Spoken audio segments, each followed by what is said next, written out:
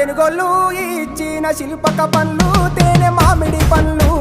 తీయంగా తిందామె తీరొక్క పండ్లు చిలక నేరేడు పండ్లు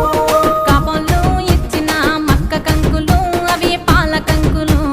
కాల్చుకొని తిందాము కందికాయలు పచ్చి పల్లికాయలు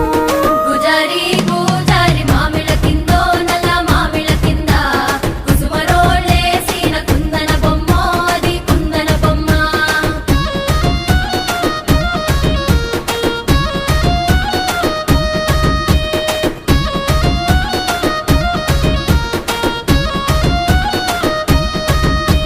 బెస్తోలు పెట్టిన పచ్చి చేపలు అవి వట్టి చేపలు కమ్మంగా